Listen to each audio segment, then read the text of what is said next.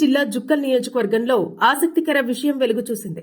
సాక్షాత్తు అధికార కాంగ్రెస్ పార్టీకి చెందిన పలువురు నేతలు, కార్యకర్తలు ముందస్తుగా అరెస్టయ్యారు.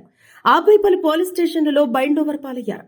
అదేంటి, అధికార పార్టీ నేతలు, కార్యకర్తల ముందస్తు అరెస్టులేంటి? పోలీస్ స్టేషన్లలో బైండ్ ఓవర్లేంటనేగా మీ డౌట్?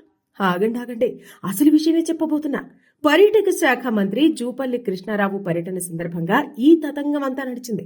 జుక్కల్ నియోజకవర్గంలో ఎమ్మెల్యే వర్సెస్ పలువురు కార్యకర్తలు, లీడర్లు అనే చందంగా మారింది అక్కడి పరిస్థితి. ఎక్కడ మంత్రి జూపల్లి కృష్ణారావు పర్యటనను అడ్డుకుంటారు అని పలువురిని అరెస్టు చేసి బైండ్ ఓవర్ చేశారు పోలీసులు. ఇదంతా జుక్కల్ ఎమ్మెల్యే చేయించారని కొందరు అసంతృప్తులు నినదించారు.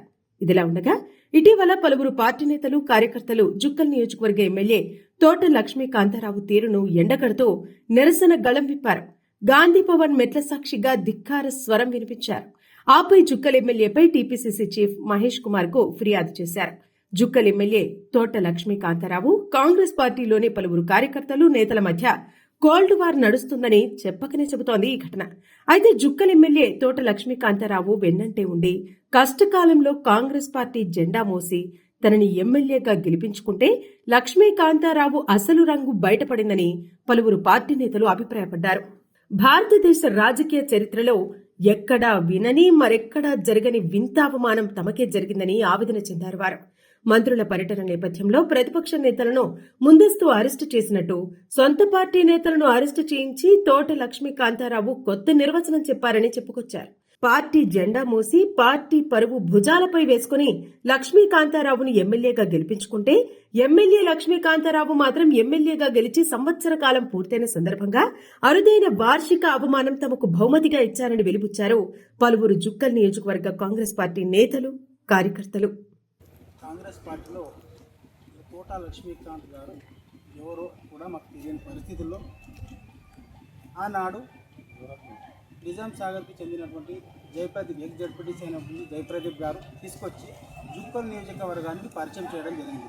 ఇక్కడ స్థానికంగా ఉన్నటువంటి మా దగ్గర సంజు పటేల్ గారు, శ్రీనివాస్ గారు, గుల్లా విఠల్ పటేల్ గారు, ఎంపీ లక్ష్మణ్ పటేల్ గారు, వీళ్ళందరూ కూడా కలిసి వీళ్ళు తీసుకొచ్చి కాన్స్టిట్యూషన్ మొత్తం బిచ్కుంటకు సంబంధించి కమల్ శెట్టి గారు, పాషాబాయ్ గారు, అది మా మద్దతు సంగమేశ్వర్ గారు, అదేవిధంగా వర రమేష్ గారు, సురేష్ గారు, ఇంకా అందరు కలిసి సాహెబ్రావు, వీళ్ళందరూ కలిసి కాన్స్టిట్యూషన్ మొత్తం తిప్పి ఆయన పేరు, పరిచయాలు మొత్తం చేపించి ఇంకా ఇప్పటికీ కూడా కొన్ని గ్రామాల్లో పేర్లు కూడా ఆయనకు తెలియని పరిస్థితులు ఉన్నాయి. కానీ ఈరోజు మా మంత్రి గారు అయినటువంటి జూపల్లి కృష్ణారావు గారు వస్తుందంటే మాకు అరెస్ట్ చేయడం ఏంటి మాకు అర్థం కాదు.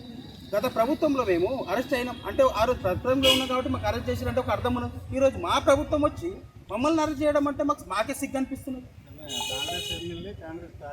అంతే కదా, కాంగ్రెస్ కార్యకర్తలు, కాంగ్రెస్ కష్టపడ్డ కార్యకర్తలు ఈరోజు ఒరిజినల్ ఎవరైతే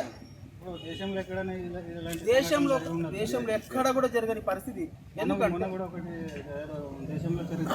ఆయన చరిత్రలు చెప్పడం మట్టుకే మొన్న కూడా ఒకటి పెట్టిండు స్టేట్మెంట్, కళలు ఉన్నది జుక్కల అభివృద్ధి యొక్క నియోజకవర్గ ప్రజల యొక్క కళల్ని నెరవేర్చడం.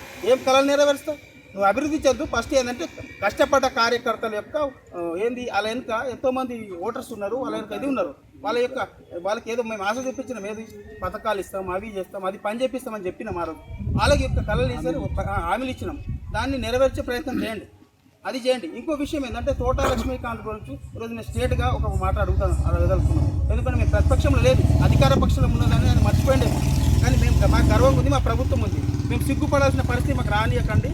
ఇంకో విషయం ఏంటంటే మీరు ఏం చేసినా జుక్కల్ నియోజకవర్గంలో ఇంకో 20 ఏళ్ల పాటు మాకు నిలదొక్కకుండా నాశనం చేయడానికి వచ్చిరని మేము మాత్రం మేము అడగదలుచుకున్నాం.